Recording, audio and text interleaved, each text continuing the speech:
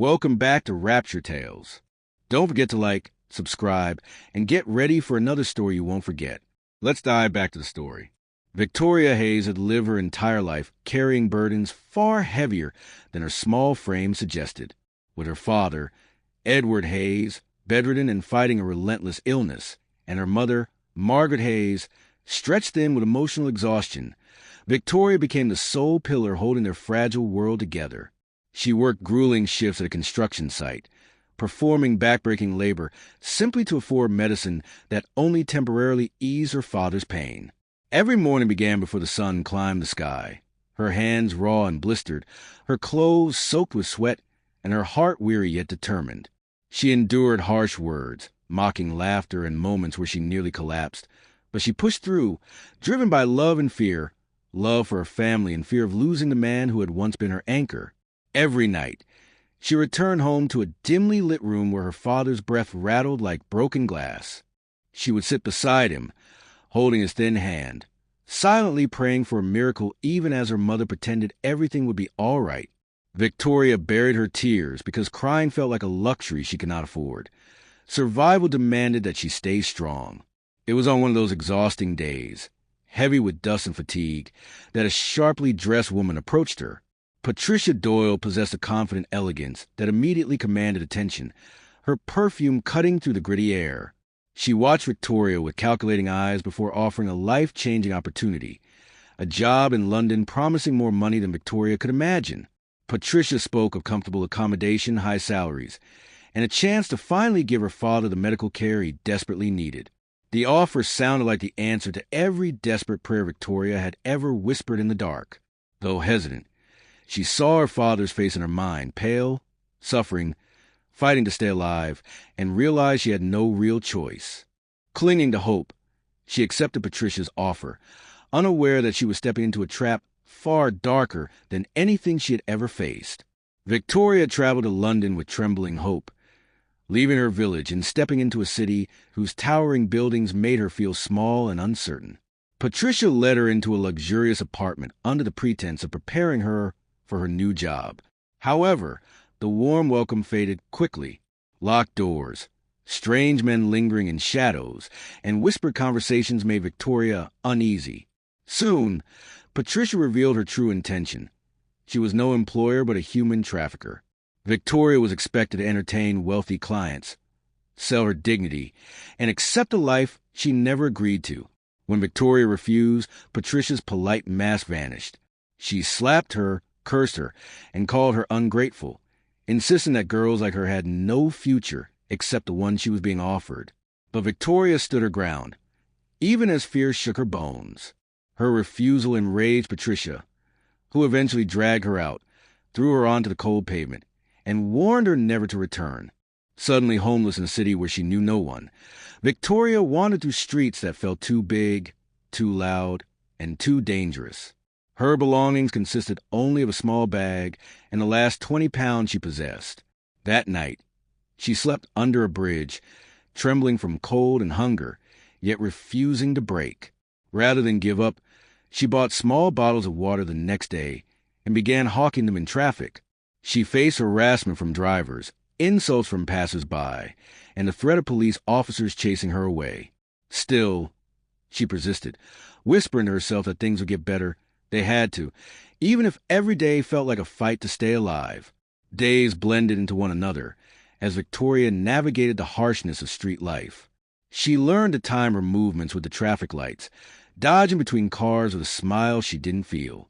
She slept beneath bridges, hidden stairways, or beside old warehouses that smelled of rust and abandonment. The loneliness gnawed at her, but she found strength in the memory of her father's warm voice and her mother's gentle touch. Hunger became a constant ache, yet she refused to cross the line she had sworn never cross, selling her body. It would have been easy money, but Victoria's dignity was the one thing she clung to fiercely, even as her circumstances grew more desperate. She prayed often, not for wealth, but for a chance to survive another day without losing herself. One afternoon, weak from hunger and searching for a quiet corner to relieve herself, Victoria wandered into a bushy area near the highway. The air was still, broken only by distant honking. As she stepped forward, Her foot struck something or someone. Looking down, she froze. A man lay on the ground, blood staining his shirt, his hands tied, his breathing faint and irregular. Fear shot through her, but compassion overwhelmed it. She knelt beside him, whispering to see if he could hear her. He couldn't. Realizing he was barely clinging to life, Victoria, despite her exhaustion, dragged him inch by inch toward the road. Her muscles screamed, but she refused to let him die alone in the bushes. She flagged down taxis, all which sped off the moment they saw the bleeding man, until one stopped. Victoria handed the driver her last note of money and begged him to help her get him to a hospital. At the hospital, chaos erupted as nurses rushed the unconscious man into the emergency ward. Victoria followed, her legs shaking from fatigue and fear. When the doctor announced that the man needed blood urgently, Victoria didn't hesitate. She volunteered immediately, despite being visibly drained. Needles pierced her arm, draining the little strength she had left, but her eyes remained steady. She didn't know the man's name, his story, or why he'd been left for dead. She only knew that saving him mattered. After the transfusion, her vision blurred, and she collapsed onto a nearby chair. Nurses tried to escort her out, but she resisted, insisting she would wait until she was sure the man survived. Hours passed before her body surrendered, and she fainted from exhaustion on the waiting room floor. When she awoke the next morning, sore and dizzy, the first question she asked was whether the stranger had survived. Nurses stared at her with a mix of disbelief and admiration. They explained that the man had regained consciousness and had been moved to a private room. When Victoria entered, she found him awake, bandaged, and watching her with soft, grateful eyes. His name, he revealed, was Sir Leonard Marshall, one of the wealthiest businessmen in the United Kingdom. She blinked in shock. She had saved a billionaire without knowing who he was. Victoria instinctively apologized for her shabby clothes and tired appearance, but Sir Leonard smiled faintly and told her she was the most extraordinary person he had ever met. As she turned to leave, feeling embarrassed, he asked her to stay. He wanted to know the woman who had saved his life at the cost of her own blood. Sir Leonard listened intently as Victoria explained her story. Her sick father, her struggling mother, the job scam, the homelessness, the water hawking. Each word pierced him deeply. He couldn't understand how someone treated so cruelly by life still had so much compassion left. He studied her carefully, noting the sincerity in her voice, the humility in her gestures, and the quiet strength that clung to her like a silent shield. She didn't ask him for money, favors, or recognition. In fact, she tried to excuse herself repeatedly, insisting she didn't want to overstay her welcome. But Leonard wasn't ready to let her walk away. Something about her stirred a part of him he had long buried, a desire to show kindness, to repay goodness with goodness. He requested that she remain in the hospital until she regained her strength, which she reluctantly agreed to. As days passed, Leonard recovered enough to be discharged, and he insisted on driving Victoria himself. Instead of dropping her under a bridge as she silently expected, he took her to his luxurious mansion in Kent. She was overwhelmed by the large gates, the manicured lawns, the polished floors, and the kind staff who greeted her as though she belonged there. Leonard didn't treat her like a beggar or a charity case. He treated her with respect. He gave her a guest room, fresh clothes, and warm meals for the first time in weeks. Victoria felt conflicted, grateful yet confused, relieved yet frightened. She didn't understand why he was helping her, but Leonard assured her gently that kindness should always be repaid with kindness. And saving a man's life was no small kindness. Leonard's admiration for Victoria grew stronger with every passing day. He quietly investigated her background and confirmed everything she had told him: her father's illness, her mother's struggle, and Patricia Doyle's trafficking scheme. Furious, he ensured Patricia was reported and arrested, preventing more young women from falling victim to her. Meanwhile, Victoria began to feel at home for the first time, even though she feared getting too comfortable. She helped the staff with chores, cooked small meals for herself, and remained humble despite being surrounded by wealth. Leonard observed her with a mixture of respect and fascination.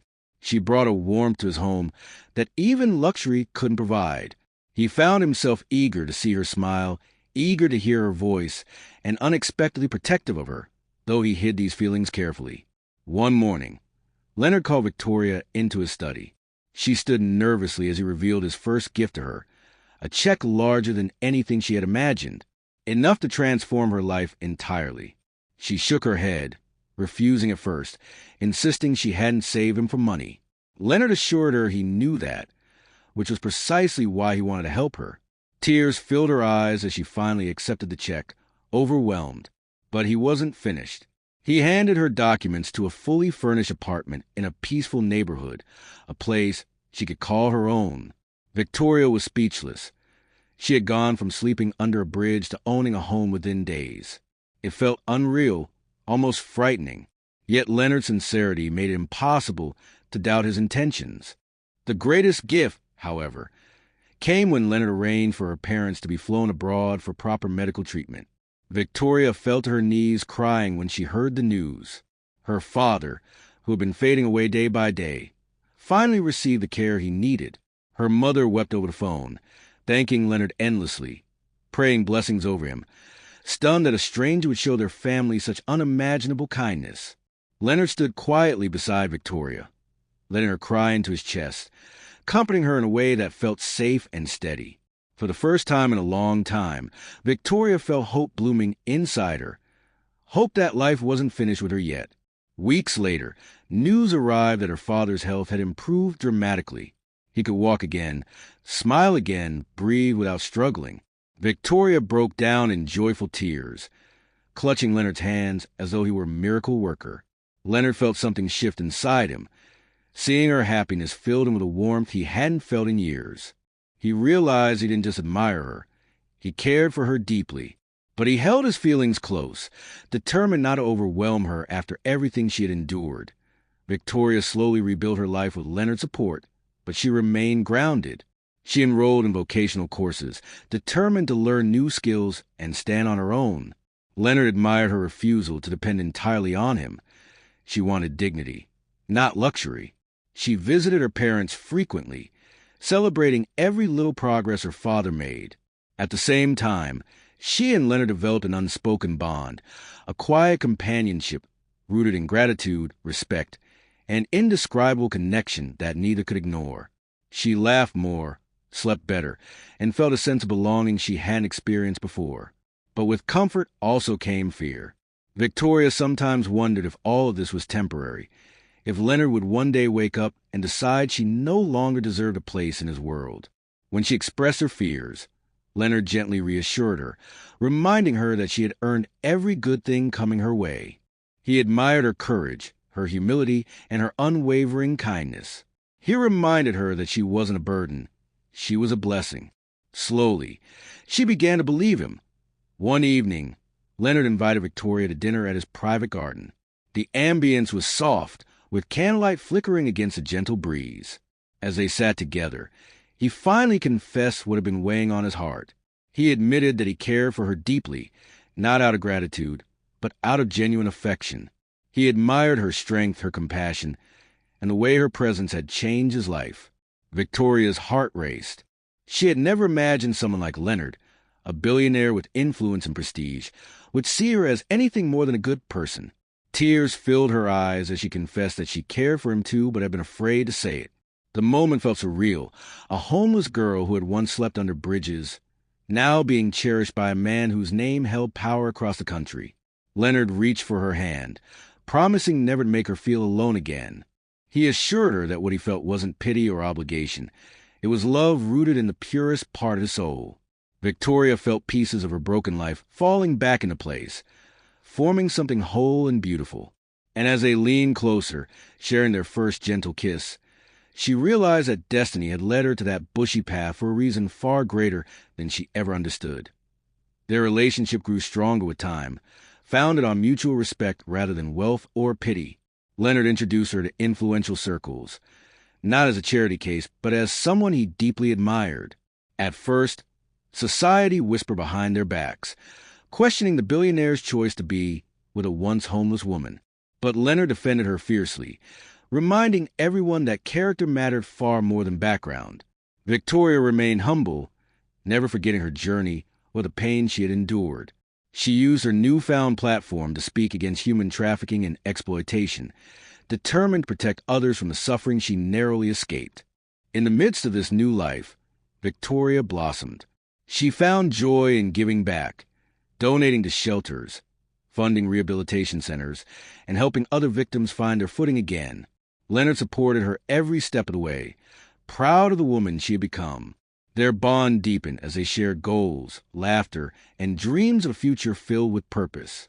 The world began to see her not through the lens of her past, but through the strength of her character and the kindness that had always defined her. She was no longer just a survivor. She was a beacon for others. Months later, Leonard surprised Victoria with news that left her speechless. He had arranged for her family's home in Surrey to be renovated completely, transforming the old worn-down structure into a modern, comfortable home her parents could live in peacefully. When Victoria saw the house, she couldn't hold back her tears. Her father, now healthy and strong, hugged her tightly, thanking Leonard repeatedly for restoring not just his health, but his dignity. Margaret Hayes held Leonard's hands and prayed for him with overflowing gratitude. The moment felt like a chapter closing, the painful chapter of suffering she had carried since childhood. As Victoria walked through the new house, she realized how far she had come. From homelessness and hunger to healing and hope, her life had taken a turn so dramatic it felt like a dream. But the most beautiful transformation wasn't the wealth or comfort. It was the restoration of her spirit. She had gone from fighting merely to survive to living with purpose, love, and peace. And deep inside, she knew that Leonard's kindness had changed not only her reality, but her destiny. One bright morning, Leonard organized a private gathering at his residence. He invited Victoria, her parents, and a few close friends. The garden was adorned with roses and soft lights, creating an atmosphere of gentle anticipation.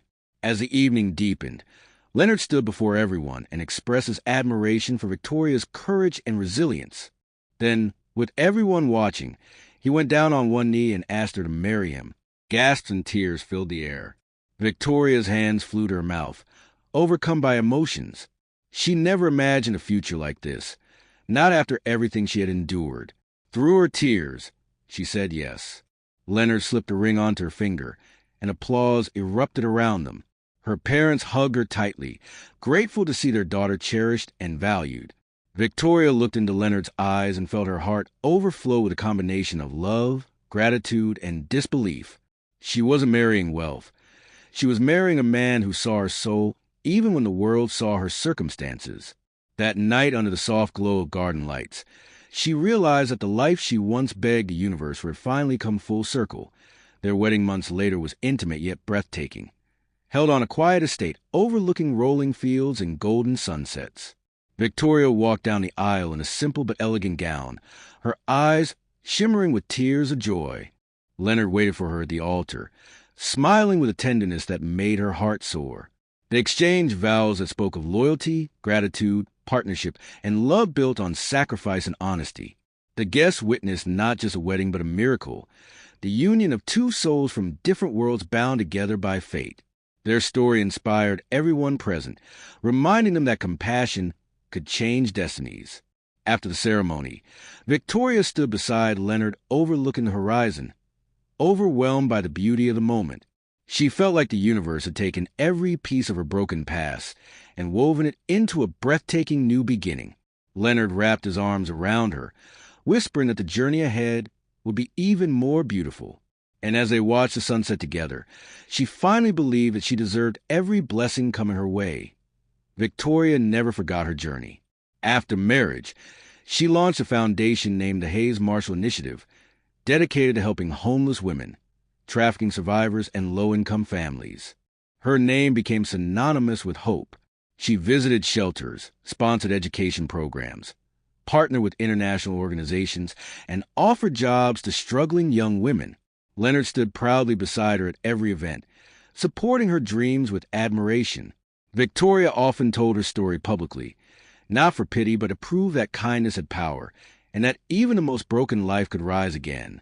Her foundation grew rapidly, touching thousands of lives. Many young girls saw her as a role model, someone who proved that circumstances did not define identity. Victoria became a symbol of resilience, walking through halls where she once imagined she'd never be accepted. But she never lost her humility.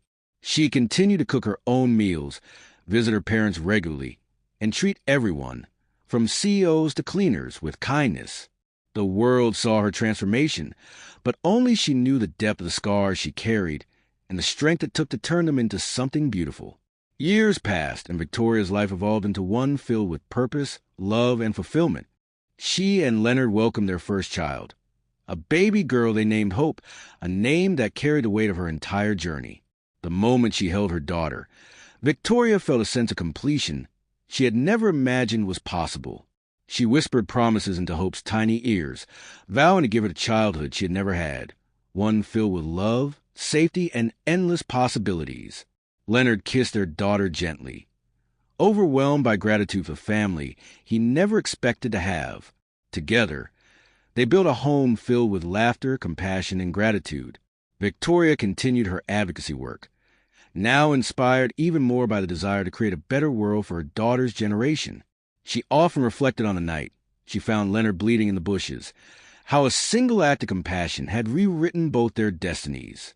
She understood now that life had tested her not to break her, but to prepare her for a future that required strength, humility, and a heart full of empathy. Through every season of her life, Victoria never forgot where she came from. She taught her daughter that kindness was the greatest form of wealth, and that dignity was priceless. Leonard, now retired from many of his business pursuits, spent his days supporting Victoria's foundation and investing in charitable causes. They traveled the world together, sharing their message of hope, resilience, and the power of unexpected miracles. The world came to know their love story as one of the most inspiring tales of generosity and redemption. And every year, on the anniversary of the day Victoria saved Leonard's life, they returned to that same hospital. They visited the staff, donated to the emergency ward, and reminded themselves of the moment fate tied their paths together. As they held hands and walked through the hospital corridors, their hearts remained filled with gratitude for a journey that began with suffering but blossomed into something extraordinary. Victoria had once been a homeless woman fighting to survive. Now she was a wife, a mother, a leader, and a symbol of hope. Her story became living proof that compassion, even when given from a place of brokenness, could lead to miracles that shocked the world. That's all for today. Like, subscribe, and see you in the next episode. Stay tuned.